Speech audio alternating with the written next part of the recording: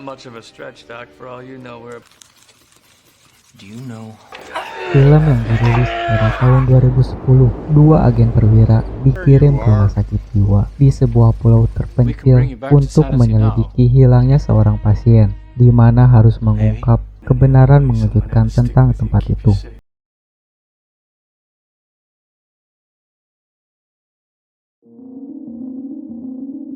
Pria ini bernama Teddy, seorang agen, dan Chuck berada di atas perahu yang sedang berlayar menuju sebuah pulau yang berisi rumah sakit jiwa untuk para penjahat. Mereka pergi ke pulau itu karena pasien wanita bernama Rachel melarikan diri sehari sebelumnya. Teddy di atas perahu sakit parah, berkeringat dan muntah. Dia naik ke atas dek kapal untuk berbicara dengan rekannya, dan terlihat jelas bahwa mereka adalah rekan baru yang bekerja untuk pertama kali bersama. Dalam percakapan mereka, terungkap bahwa istri Teddy meninggal dalam kebakaran apartemen beberapa tahun sebelumnya. Rekannya menyesal dia mengungkitnya. Dia menyebut Teddy sebagai bos, sebagai panggilan ke depannya. Mereka sampai di pulau itu, dan kapten kapal feri menyebutkan bahwa akan ada badai besar yang akan datang. Teddy dan rekannya bertemu dengan wakil sipir yang membawa mereka ke halaman rumah sakit jiwa. Ada tembok tinggi yang membuatnya tampak seperti penjara, namun bangunan dan pekarangannya terlihat hampir seperti kampus perguruan tinggi. Wakil sipir menjelaskan tata letak tempat. Ada gedung A untuk pasien laki-laki, gedung B untuk pasien perempuan, dan gedung C yang terletak di tebing, dan diberitahu bahwa itu adalah benteng bekas perang saudara yang berisi dan menampung pasien yang paling berbahaya. Juga para petugas diberitahu bahwa mereka tidak boleh pergi ke sana sendirian tanpa wakil sipir dan dokter yang ada di sana.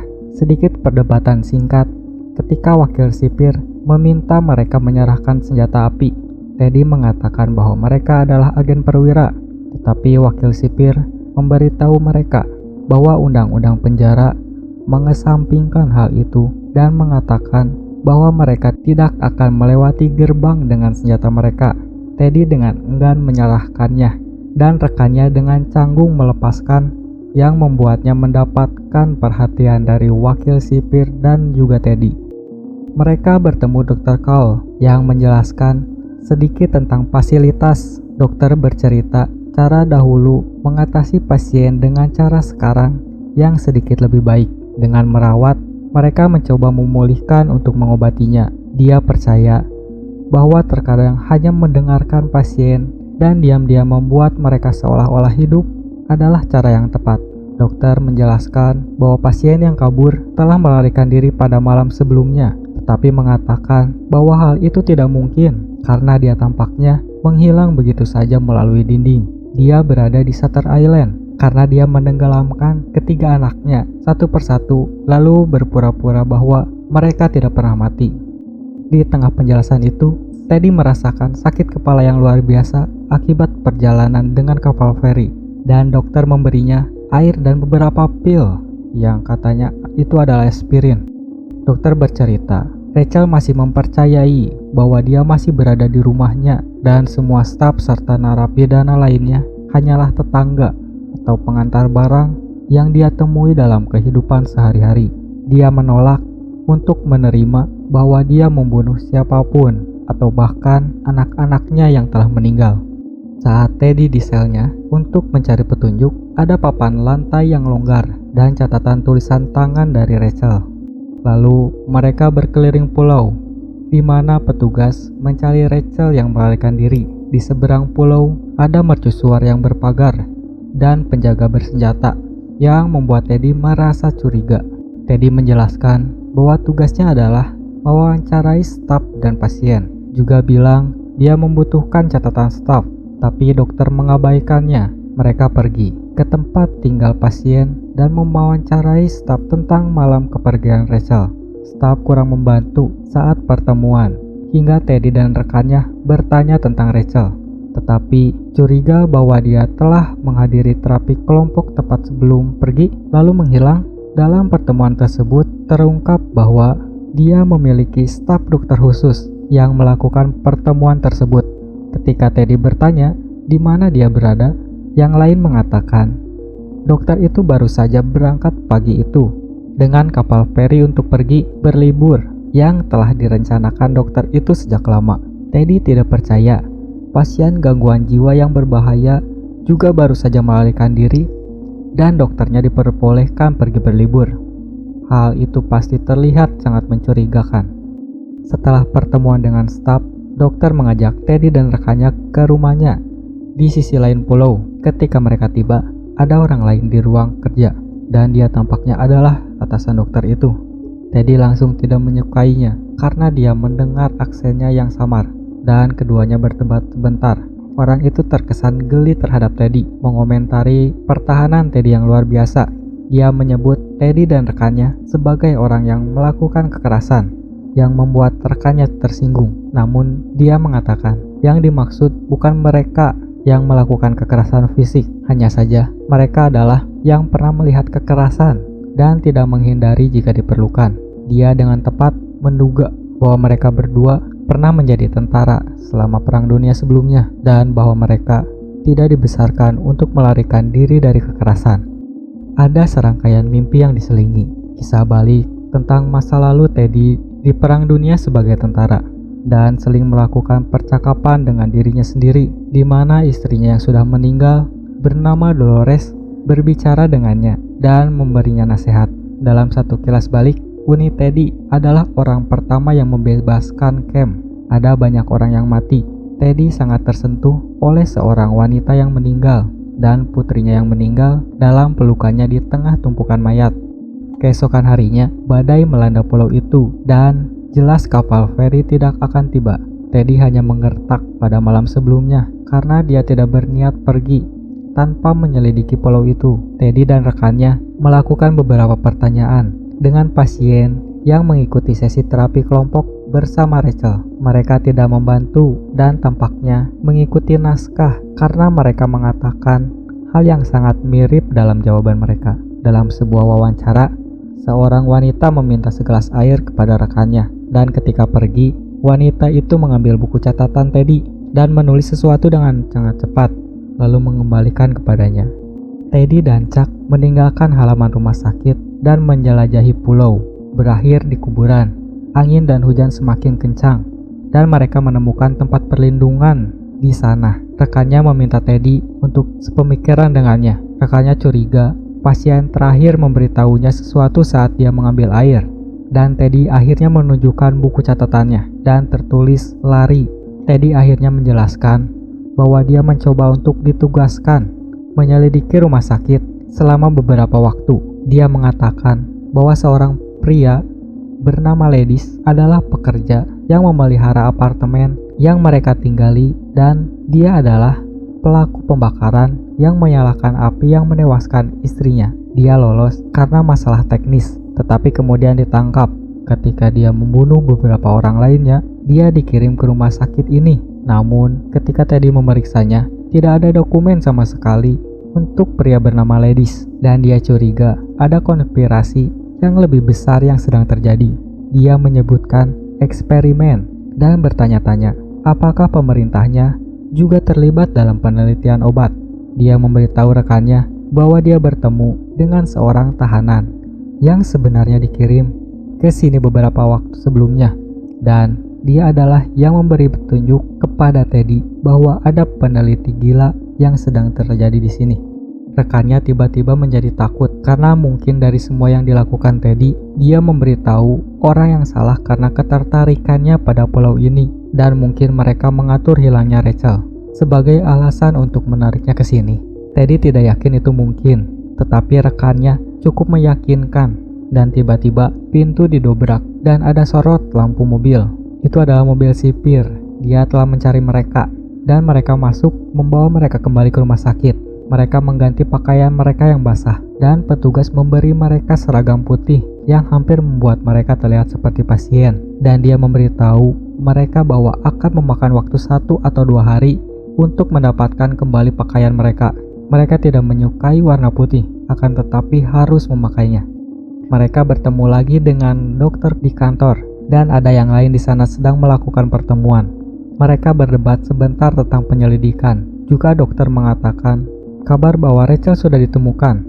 Teddy langsung datang ke dalam sel Rachel. Dan seperti yang dikatakan dokter sebelumnya, bahwa Rachel sering memperlakukan orang lain yang ada di tempat ini sesuai dengan peran yang Rachel inginkan. Ada perilaku aneh di mana Teddy mencoba berbicara dengannya, dan dia akhirnya mengira dia adalah suaminya yang telah meninggal dan mulai berteriak pada Teddy. Setelah dari sana, tiba-tiba Teddy jatuh sakit lagi, migrain. Dia pikir dia akan baik-baik saja, tapi kemudian dia mulai terjatuh dan rekannya menangkapnya. Dokter memberinya beberapa pil, tetapi Teddy tidak mau meminumnya. Namun dia benar-benar sakit dan dokter hampir memaksanya untuk meminumnya. Yang akhirnya rekannya membantunya turun ke ruang bawah tanah bersama seluruh staf lainnya untuk menunggu badai reda. Teddy memiliki rangkaian mimpi lain. Dalam mimpinya, Teddy berada di ruangan kerja Dr. Cole dan Ladys di kursinya dekat api unggun. Pria itu memiliki bekas luka yang sangat parah. Setelah bangun, hari berikutnya agak kacau. Generator cadangan rusak dan semua pintu sel pasien terbuka. Pohon-pohon tumbang di seluruh rumah sakit dan petugas berusaha membersihkan serta mengumpulkan semua pasien yang berkeliaran. Teddy dan Chuck menggunakan kesempatan ini untuk naik ke gedung C, sementara tidak ada yang memperhatikan mereka. Tempat itu benar-benar gelap. Seorang pasien lari dari mereka dan mereka berdua mengejarnya. Rekannya tertinggal dan pasien itu meraih Teddy dari belakang lalu mencekiknya. Teddy lolos dan menghajarnya sampai rekannya menariknya pergi. Seorang penjaga melihat Teddy dan meminta rekannya membantunya membawa pasien ke pusat medis, menyuruh Teddy berjalan-jalan dan menenangkan diri. Teddy berkeliling dan menemukan deretan sel tempat seorang tahanan duduk sendirian dan menyebutkan nama Ladys. Ketika Teddy meminta tahanan itu melihatnya, dia menyadari bahwa itu adalah pria yang merupakan mantan pasien di sini yang memberitahunya tentang apa yang terjadi di Shutter Island. Wajah Noyce dipukuli sangat parah. Teddy tidak percaya dia kembali ke sini dan pasien itu meneriakinya bahwa ini semua tentang Ladys, bukan? Dia memberitahu Teddy bahwa satu-satunya cara dia bisa menyelamatkannya adalah dengan melupakan istrinya dan juga Ladys dan fokus pada apa yang terjadi di sini. Teddy terlihat bersalah saat pasien itu mengatakan padanya bahwa dia kembali ke sini adalah kesalahan Teddy karena dia terus bertanya tentang Ladys. Teddy berjanji akan mengeluarkannya dari sana. Pasien itu memberitahunya bahwa Ladys tidak lagi berada di gedung ini, tetapi mereka telah membawanya ke mercusuar, di mana mereka berencana melakukan eksperimen padanya. Dia mengatakan bahwa mercusuar adalah tempat mereka melakukan banyak eksperimen terhadap orang-orang yang sangat membuat onar di sini. Teddy akhirnya menyusul rekannya dan pergi menuju kantor. Teddy dan rekannya pergi, lalu rekannya mengatakan dia menemukan file Ladys. Rekannya mencoba menunjukkan pada Teddy, tapi dia tidak akan melihatnya sekarang karena dia berniat mencapai mercusuar. Teddy bersikap curiga terhadap rekannya saat dia mencoba membujuknya agar tidak pergi ke mercusuar. Mereka tiba di tebing di atas lautan dan menyadari bahwa mereka berada terlalu jauh dari mercusuar. Teddy mengatakan dia akan berkeliling dan mencoba mencapainya dengan cara yang berbeda. Sekali lagi rekannya mencoba membujuknya untuk tidak melakukannya karena berbahaya untuk memanjat tebing saat hari sudah gelap. Mereka berdebat lagi dan Teddy mengatakan pada rekannya bahwa dia akan pergi sendirian. Teddy mendekati mercusuar tetapi menyadari bahwa hari sudah cukup larut sehingga air pasang telah memutuskan jalan mercusuar dari pulau ini. Teddy menyerah dan kembali ke tempat rekannya untuk memberitahunya bahwa akan mencobanya nanti. Tetapi yang Teddy lihat hanyalah sebatang rokok menyala di tepi tebing. Teddy menoleh dan melihat rekannya di dasar tebing dengan ombak menerjangnya. Kaget, Teddy turun dari tebing tetapi tidak melihat rekannya di bawah. Dia melihat sebuah gua di sisi tebing dengan api menyala di dalamnya. Ketika dia sampai di gua, dia melihat seorang wanita bersenjatakan pisau. Mereka mulai berbicara dan dia bilang dia bernama Rachel, tapi juga adalah seorang dokter di rumah sakit yang mengetahui terlalu banyak dan mereka sepakat dan mengarang cerita bahwa dia membunuh anak-anaknya. Rachel yang lain pastilah penipu ulung yang biasa mereka gunakan untuk membodohi Teddy dan juga rekannya. Dia mengatakan ada program rahasia pemerintah untuk menguji sejumlah obat baru pada pasien untuk menjadikan mereka semacam mata-mata super atau tentara yang tidak merasakan sakit dan tidak memiliki ingatan yang dapat disiksa jika mereka ditangkap. Wanita itu kemudian memperingatkan Teddy bahwa mereka tidak akan membiarkan dia pergi. Mereka akan mengarang cerita bahwa dia menjadi gila. Dia bertanya apakah dia memiliki trauma serius yang merujuk pada istrinya yang sekarat dan mengatakan bahwa mereka akan menggunakan itu. Juga bertanya pada Teddy apakah dia sudah minum obat, yaitu obat aspirin untuk sakit kepala Teddy yang selalu dokter berikan. Wanita itu bertanya lagi, apakah dia sudah makan di rumah sakit atau merokok? Teddy menjawab saat petugas memberinya bungkus baru ketika pakaiannya basah semua. Dia mengatakan bahwa dibutuhkan waktu sekitar 36-48 jam agar obat-obatan dapat bekerja dan membuatnya mudah dikendalikan. Tanda pertama adalah gemetar di tangannya yang sudah Teddy alami sekarang. Dia juga mempertanyakan apakah rekannya adalah seorang agen sepertinya, bahwa dia mungkin adalah agen pemerintah yang dikirim untuk pergi bersamanya ke pulau itu. Ketika Teddy kembali ke jalan, dia melihat sebuah mobil berhenti bersama sipir. Lalu sipir itu membawanya kembali ke fasilitas dan mereka mengobrol. Teddy pergi menemui dokter. Dr. Cole bertanya di mana Teddy berada. Teddy bilang dia pergi dan dia bertanya apakah dokter sudah menemui Chuck rekannya. Dokter itu mengatakan dia datang ke pulau ini sendirian. Tidak ada pasangan rekan. Teddy menyadari bahwa mereka sudah mulai menjelaskan rencana mereka dengan bersikeras bahwa tidak ada Chuck rekannya. Dia pergi dan berjalan di sekitar halaman, mencoba memutuskan apa yang harus dia lakukan selanjutnya. Dia melihat ilusi istrinya yang menyuruhnya meninggalkan pulau dan tidak pergi ke mercusuar. Juga mengatakan mercusuar akan menghancurkan Teddy. Teddy memutuskan untuk meledakkan mobil dokter untuk membuat pengalihan sehingga dia bisa menyelinap ke mercusuar.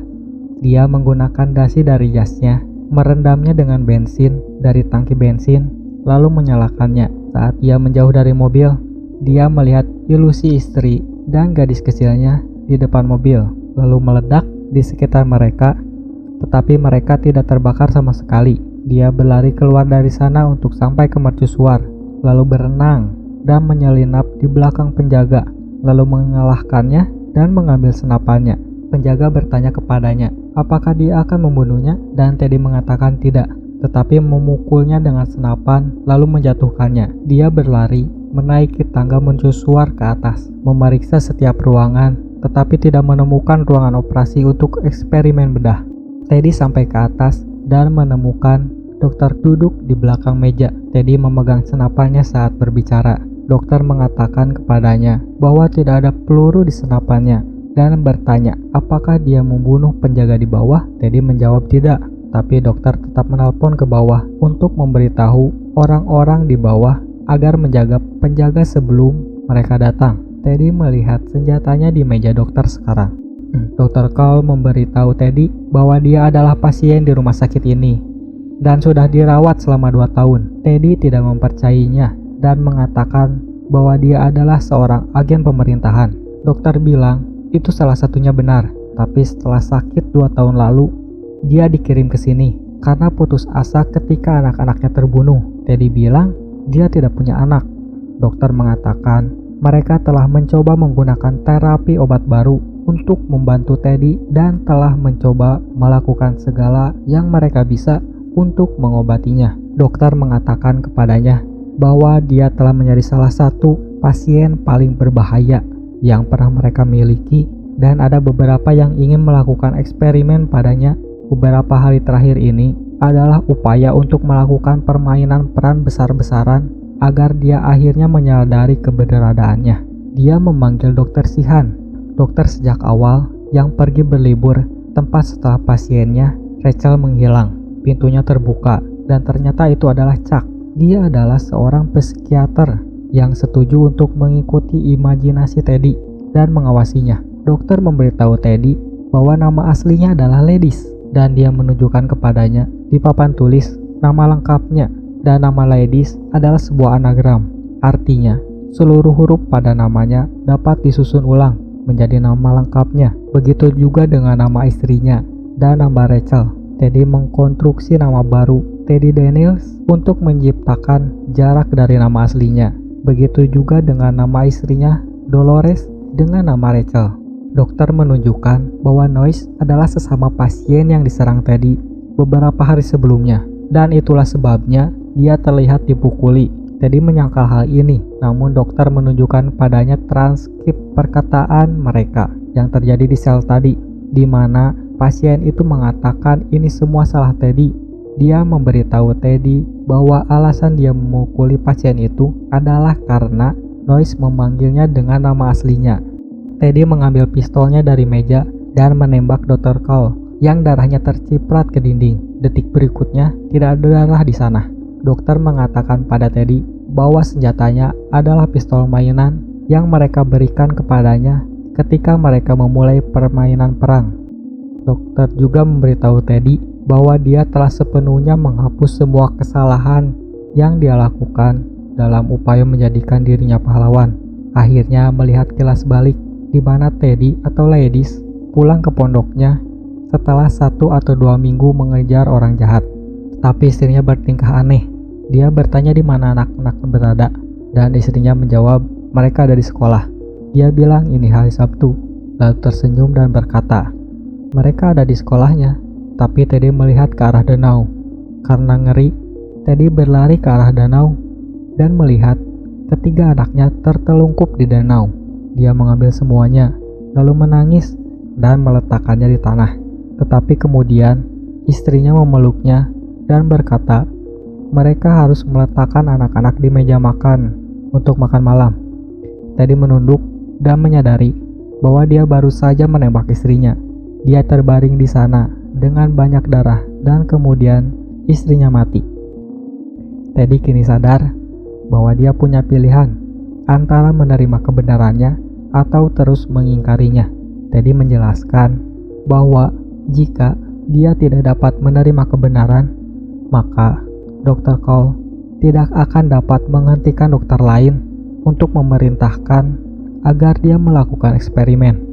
Dia membuat Teddy mengaku menyalahkan dirinya karena tidak menyadari sebelumnya bahwa istrinya sedang bermasalah, bahwa dia merasa bertanggung jawab atas pembunuhan anak-anaknya karena tidak dapat bantuan saat membutuhkannya. Teddy menciptakan dunia fantasi di mana tidak pernah membunuh istrinya dan tidak pernah mengalami gangguan mental. Keesokan harinya, Teddy dan Chuck rekannya sedang duduk di beberapa langkah di halaman rumah sakit. Teddy bertanya pada rekannya, apa langkah mereka selanjutnya? Seolah-olah Teddy masih yakin sedang menyelidiki rumah sakit sebagai seorang agen. Dan rekannya berkata, bagaimana menurut Anda, bos? Chuck mengganggu ke dokter lain di seberang lapangan yang kemudian mengarahkan beberapa petugas untuk bergerak menuju Teddy. Teddy bertanya pada Chuck, apakah lebih baik hidup sebagai monster atau mati sebagai orang baik? Dia berdiri dan rela pergi bersama dokter karena dia memilih melanjutkan fantasinya daripada menerima kengerian kenyataan yang selama ini dialami.